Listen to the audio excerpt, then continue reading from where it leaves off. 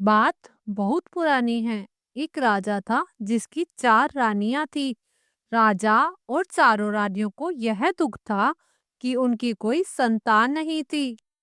राजा इस विचार से अवसाद में डूबा रहता था कि उत्तराधिकारी के अभाव में उसके बाद राज्य का भार कौन संभालेगा। एक दिन राजा की सभा में एक आदमी आया और उसने बताया कि अमुक स्थान पर एक ओझा रहता है जो झाड़ फूक जादू टोना जानता है और उसके मंत्रों के प्रभाव से कई बांझ स्त्रियों को संतान सुख प्राप्त हो चुका है। राजा को उस आदमी की बातों पर विश्वास तो नहीं हुआ, लेकिन उसने सोचा कि उस ओझा से मिल लेने में कोई हानि भी तो नहीं है। यह विचार करके राजा अपने साथ कुछ सिपाहियों को लेकर उस ओझा से मिलने चल पड़ा। सघन वन के मध्य ओझा की झोपड़ी थी। राजा ने ओझा के पास पहुंचकर उसे अपनी समस्या बताई। राजन, आपकी चारों रानियां संतान उत्पन्न करने की योग्य नहीं है, किंतु आपकी पांचवी रानी से आपको एक पुत्र की प्राप्ति होगी। वह पुत्र शूरवीर होगा और आपके राज्य के लिए एक योग्य शासक सिद्ध होगा। ओझा ने कहा, किंतु मेरी पांचवी रानी तो है ही नहीं। राजा ने कहा, आपको अभी लौटते समय वन में एक अनाथ बैगा युवती मिलेगी। आप उससे विवाह करिए। वही बैगा युवती आपकी रानी बनकर आपको उत्तराधिकारी प्रदान करेगी। ओझा ने कहा। राजा ने ओझा को प्रणाम किया और अपने महल की ओर लौट चला। रास्ते में उसे किसी युवती के रोने का स्वर सुनाई दिया। राजा ने अपने सिपाहियों को आदेश दिया, पता करो ये कौन रो रहा है। सिपाही ढूंढ खोज में लग गए। अतः उन्हें एक युवती दिखाई दी जो एक पेड़ के नीचे बैठी रो रही थी। सिपाही उसे पकड़कर राजा के सामने ले आए। राजा ने उस युवती से पूछा, तुम कौन हो और यहाँ घने वन में क्यों रो रही हो? मैं एक अनाथ हूँ। मैं अपने दूर के संबंधियों के साथ रहती थी, लेकिन आज उन लोगों ने मुझे यहाँ वन में लाकर छोड़ दिया। अब मेरा इस दुनिया में अपना कहने वाला कोई नहीं है। इतना कहकर वह युवती पुनः रोने लगी। राजा ने युवती से पूछा, क्या तुम बैगा हो? जी हाँ, किंतु आपने ये कैसे जाना? युवती को आश्चर्य हुआ। तुम इतनी सुंदर हो, इतनी सुंदर तो कोई बैगा युवती ही हो सकती है। तुम घबराओ नहीं। अगर तुमको स्वीकार हो तो मैं तुमसे विवाह करके तुम्हें अपनी रानी बनाना चाहता हूँ। राजा ने उस युवती से कहा। राजा समझ गया था कि यह वही युवती है जिसके बारे में ओझा ने बताया था। युवती को भी भला क्या आपत्ति होती। हर युवती रानी बनना चाहती है। उस युवती ने भी सहर्ष स्वीकृति दे दी। राजा युवती को लेकर अपने महल लौट आया। उस दिन उसने बेगा युवती से विवाह कर लिया और अपनी पांचवी रानी बना लिया। वह युवती बेगा रानी कहलाने लगी। बैगा रानी के आने से शेष चारों रानियों को अच्छा नहीं लगा। वह बैगा रानी से चिढ़ने लगी। जब रानियों को पता चला कि बैगा रानी गर्भवती है तो वे चिंतित हो उठी। उन्हें लगा कि यदि बैगा रानी ने संतान को जन्म दिया तो उन सब की उपेक्षा बैगा रानी का महत्व बढ़ जाएगा। जबकि राजा को बैगा रानी के गर्भवती होने का समाचार मिला तो वह फूला नहीं समाया। उसे लगा कि ओझा का कथन अक्षर सत्य हो गया। अब उसे अब अपना उत्तराधिकारी मिल जाएगा। चारों रानियों ने तय किया कि बैगा रानी की संतान को जीवित नहीं रहने देंगी और इस बात की भनक राजा को भी नहीं लगने देंगी कि बैगा रानी ने संतान को जन्म दिया है। षड्यंत्र रचकर चारों रानियां बैगा रानी की देखभाल का नाटक करने लगी।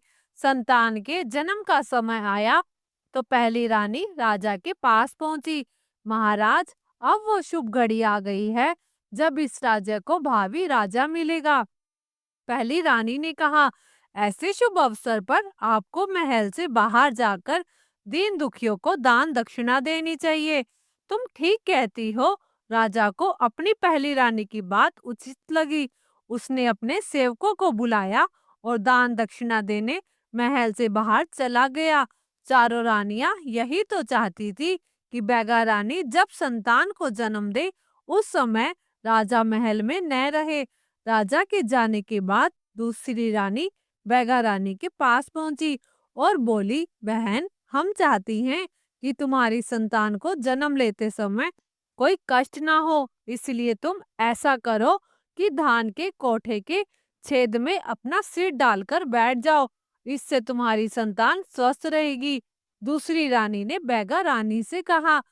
बैगा रानी थी भोली, और फिर भला कौन सी माँ ऐसी होगी जो अपनी संतान का भला नहीं चाहेगी।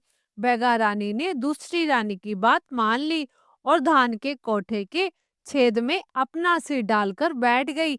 जैसे ही बैगा रानी बैठी वैसे ही उसकी कोख में हलचल हुई और संतान का जन्म हो गया। तीसरी रानी पहले से ही तैयार खड़ी थी।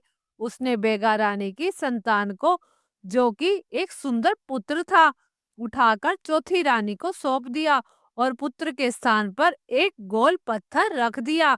चौथी रानी ने बैगा रानी के पुत्र को अपनी दासी को दे दिया कि वह उसे ले जाकर वन में भूमि में गाड़ आए। दासी के जाते ही चारों रानियों ने बैगा रानी का सिर धान के कोठे से निकाला और विलाप करने लगी कि बैगा रानी ने तो पुत्र को नहीं बल्कि एक पत्थर को जन्म दिया, और तत्काल राजा को बुलवा लिया।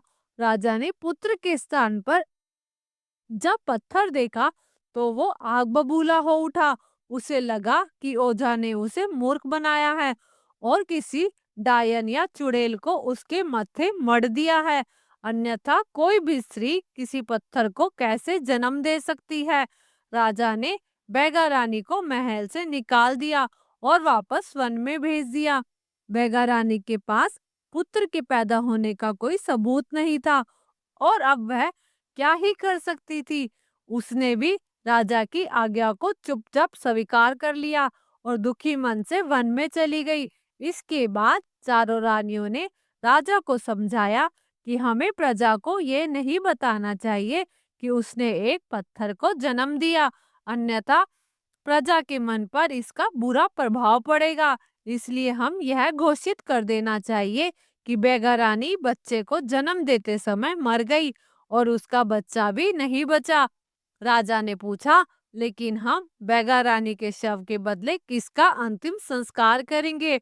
चौथी रानी ने कहा, बैगा रानी के शव के बदले मैं अपनी दासी का शव रख दूंगी। चारों रानियों के षड्यंत्र में सहायता देने वाली उस दासी को भी वो जीवित नहीं छोड़ना चाहती थी, ताकि वास्तविक बात किसी को कभी पता ना चल सके। चारों रानियों ने ऐसा ही किया।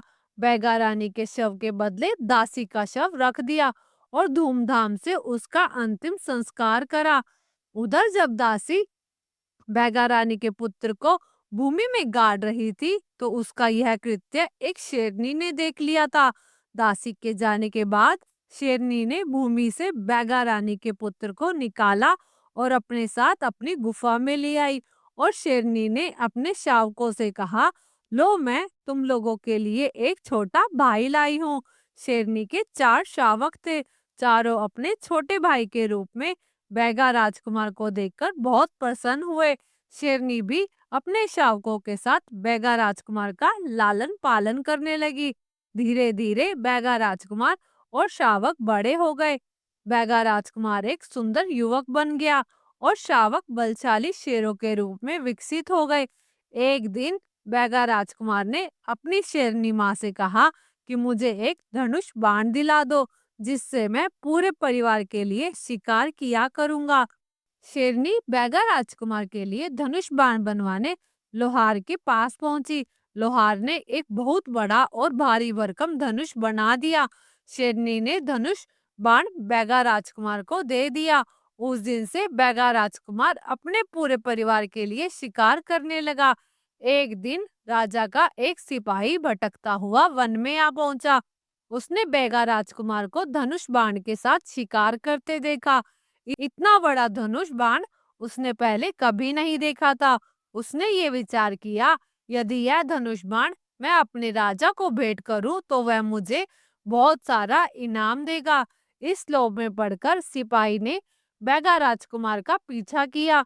शिकार करते करते जब बैगा राजकुमार थक कर सुस्ताने बैठ गया और उसकी झपकी लग गई, तो सिपाही ने चुपके से उसका धनुष बाण अपनी पीठ पर लादा और भाग खड़ा हुआ। जब बैगा राजकुमार की आंखें खुली तो उसे अपना धनुष बाण नहीं दिखा। उसने बहुत ढूंढा, लेकिन उसे अपना धनुष बाण कहीं भी नहीं मिला। वह दुखी मन से अपनी गुफा में लौट आया। उधर सिपाही ने धनुष बाण ले जाकर राजा को भेंट किया। राजा ने सिपाही से पूछा, जब धनुष बाण इतना बड़ा और भारी है तो इसे चलाने वाला भी बड़ा ही होगा। सिपाही बोला, नहीं महाराज, वह तो एक सुकोमल युवक था। सिपाही के मुख से असली बात निकल गई। यह सुनकर राजा को सिपाही पर बहुत क्रोध आया कि वह उसे चोरी का सामान भेंट कर रहा है। साथ ही उसे यह जिज्ञासा भी हुई कि वह युवक कौन है, देखने में कैसा है, जिसका यह धनुष बाण है। राजा ने विचार किया, यह धनुष बाण उस युवक को वापस कर देना चाहिए, और जब वह युवक इसे लेने आएगा तो उसे वे देख भी लेंगे। राजा ने ढिंडोरा पिटवा दिया कि उसे एक धनुष बाण मिला है, जिसका भी हो वह आकर उसे ले जाए, किंतु असली मालिक की पहचान के लिए उसे चलाकर दिखाना होगा। यह समाचार पक्षियों के द्वारा शेरनी के पास पहुंचा और साथ ही चारों शेरों ने भी सुना। वे अपने छोटे भाई को धनुष बाण वापस लाने के लिए उद्युत हो उठे, किंतु शेरनी ने उन्हें समझाया कि उनका मनुष्यों के बीच जाना उचित नहीं है, बेगा राजकुमार को ही जाना होगा। इसके बाद बेगा राजकुमार राजा से मिलने अकेले चल पड़ा। राजा के महल के पास पहुंचकर उसे प्यास लगाई। बेगा राजकुमार महल के पास स्थित पोखर में पानी पीने को रुका। जिस समय वह पानी पी रहा था, उसी समय महल की अटारी से राजा की चारों रानियां झांक कर नीचे देखा। उन्होंने देखा बेगा राजकुमार दिखाई दे गया। चारों रानियों को बेगा राजकुमार की वेशभूषा बड़ी ही विचित्र लगी। वह बेगा राजकुमार का उपहास करने लगी। देखो देखो, हमारे महल के पास कैसा पशु आया है। एक रानी ने बेगा राजकुमार का मजाक उड़ाते हुए कहा, हाँ, मुझे तो यह पशु बड़ा ही विचित्र दिखाई पड़ता है। दूसरी रानी हाँ दूसरी रानी हाँ में हाँ मिलाती हुई बोली, इसे तो राजा से कहकर किसी पिंजरे में बंद करवा देना चाहिए। तीसरी रानी ने हंसते हुए कहा, नहीं नहीं, इसे तो वापस जंगल में भगा देना चाहिए। चौथी रानी खिलखिलाती हुई बोली। रानियों के ताने सुनकर बैगा राजकुमार ने अपना सिर उठाकर रानियों की ओर देखता हुआ और मुस्कुराता हुआ बोला, मैं पशु की तरह भले ही दिख रहा हूँ, किंतु उन रानियों से तो अच्छा हूँ जिन्होंने अपनी पांचवी रानी की संतान को पत्थर बता दिया था। इतना कहकर बैगा राजकुमार महल के द्वार की ओर बढ़ गया, किंतु यह बात सुनकर चारों रानियां सन्न रह गई। हमने तो ये बात सबसे छिपाई थी, राजा जी ने भी किसी को नहीं बताया था। हमने अपनी उस दासी को भी मरवा दिया था जो ये भेद जानती थी। फिर इस युवक को कैसे ये भेद मालूम है? पहली रानी चिंतित होकर बोली, हाँ, यह तो बड़े संकट का विषय है। हमें इस युवक की गतिविधियों पर ध्यान देना होगा। दूसरी रानी ने कहा। इसके बाद चारों रानियों ने अपने विश्वस्त दासी को राजकुमार के पीछे लगा दिया।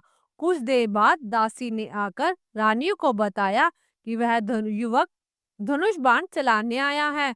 रानियों ने यह सुना तो उन्होंने योजना बनाई कि वह युवक चाहे धनुष बाण चला पाए या ना चला पाए, किंतु इस परीक्षा के बाद उसे मरवा देना होगा, ताकि रानियों का भेद वह किसी और को ना बता सके। बैगा राजकुमार को मरवाने के लिए रानियों ने 2 सिपाही उस स्थान पर भेजे जहां बैगा राजकुमार को धनुष बाण की परीक्षा देनी थी। उन्हें निर्देश दिया गया कि जैसे ही बैगा राजकुमार बाण चलाकर धनुष नीचे टिकाए, वैसे ही वे दोनों उसे मार डाले। रानियां बैगा राजकुमार को अपने सामने मरता हुआ देखने के उद्देश्य से उस परीक्षा स्थल पर जा पहुंची। राजा ने बैगा राजकुमार से कहा, युवक, धनुष पर बाण चढ़ाकर चलाओ। यदि तुम ऐसा कर सके तो हमें विश्वास हो जाएगा यह धनुष बाण तुम्हारा है। हम तुम्हें तुम्हारा धनुष बाण ही नहीं देंगे, अपितु ढेर सारा इनाम भी देंगे। महाराज, यह धनुष बाण मेरा ही है। मैं अभी इसे चलाकर यह बात सिद्ध कर दूंगा, किंतु मुझे किसी इनाम की कोई लालसा नहीं है। यदि आप मुझे इनाम के रूप में कुछ देना चाहते हो तो मुझे न्याय दीजिएगा। बेगा राजकुमार ने कहा। न्याय? ये कैसा इनाम मांग रहे हो? राजा ने चकित होकर कहा। पहले आप मेरा धनुष बाण चलाना देख लें, फिर मैं अपनी बात स्पष्ट कर दूंगा। बेगा राजकुमार ने कहा और धनुष बाण चढ़ाकर प्रत्यंचा खींची और बाण चला दिया। बाण गर्जन ध्वनि करता हुआ आकाश की ओर उठा और फिर बादलों को भेदता हुआ वापस आकर उन दो सिपाहियों के सिरों को भेदता हुआ निकल गया जो बेगा राजकुमार को मारने वाले थे। यह दृश्य देखकर चारों रानियां डर गई, जबकि राजा बेगा राजकुमार का कौशल देखकर अभिभूत हो उठा। राजा ने बेगा राजकुमार से कहा, मांगो युवक, जो भी मांगना चाहते हो। बेगा राजकुमार ने कहा, महाराज, मुझे अपनी माँ के लिए न्याय चाहिए। राजा ने कहा, न्याय अवश्य मिलेगा। तुम्हारी माँ कहाँ है? मैं स्वयं उस माता का सम्मान करना चाहूंगा जिसने तुम जैसे वीर संतान को जन्म दिया। बेगा राजकुमार ने कहा, महाराज, यही तो न्याय और अन्याय की बात है कि मेरी माँ ने मुझे जन्म तो दिया, किंतु आपकी चारों रानियों ने आपसे यह कह दिया कि मेरी माँ ने एक पत्थर को जन्म दिया है। क्या? राजा ने चकित होकर रानियों की तरफ देखा। रानियां समझ गई कि अब उनका भेद छिपा नहीं रह सकता। उसी समय शेरनी अपने शेर पुत्रों के साथ वहां आ गई और उन्होंने रानियों को घेर लिया। भय से थर-थर कांपती रानियों ने राजा के सामने सच्चाई उगल दी। राजा ने अपनी चारों रानियों की करतूत के बारे में सुना तो वह अवाक रह गया। राजा ने सिपाहियों को आदेश दिया, इन चारों रानियों के सिर मुंडाकर इन्हें हमारे राज्य से बाहर निकाल दो। सिपाहियों ने रानियों को बंदी बना लिया और उनके सिर मूंडकर उन्हें राज्य से बाहर निकाल दिया। इसके बाद राजा ने अपनी पांचवी रानी अर्थात बेगा राजकुमार की माँ की खोज में भी सभी सिपाहियों को दौड़ा दिया। दूसरे दिन पांचवी रानी एक घने जंगल में मिली, जहां वह एक झोपड़ी बनाकर रह रही थी। पुत्र, मैंने अपने रानियों के बहकावे में आकर तुम्हारी माँ के साथ घोर अन्याय किया है, अतः एक अन्यायी राजा को राजा बने रहने का अधिकार नहीं है। आज से मैं तुम्हें राजा घोषित करता हूँ। राजा ने बेगा राजकुमार को अपना राज सिंहासन सौंपते हुए कहा। इस प्रकार बेगा राजकुमार बेगा राजा बन गया। एक दिन राजा ने बेगा राजा से पूछा कि यह सच्चाई उसे कैसे पता चली। इस पर बेगा राजा ने बताया कि यह बात उसे उसकी शेरनी माँ ने बताई थी, लेकिन यह भी समझाया था कि उचित समय आने पर ही मैं इस बात को प्रकट करूं, जिससे आपको विश्वास हो के जिससे आपको विश्वास हो सके। यह सुनकर राजा बहुत प्रसन्न हुआ। उसने शेरनी और उसके पुत्रों को धन्यवाद दिया। बैगा राजा ने भी अपनी शेरनी माँ और शेर भाइयों की सुरक्षा के लिए उस जंगल में शिकार करने की मनाही कर दी जहाँ वे लोग रहते थे। इसके बाद राजा न्यायपूर्वक राज्य करने लगा। दोस्तों, सच कभी नहीं छुपता, एक ना एक दिन सामने आता है। ईश्वर हमेशा अच्छों के साथ अच्छा व्यवहार करते हैं और बुरों के साथ बुरा करते हैं। दोस्तों, हमारी कहानी यहीं समाप्त होती है। अगर आपको हमारी कहानी पसंद आई हो तो लाइक और सब्सक्राइब जरूर करें। धन्यवाद। जय श्री कृष्ण।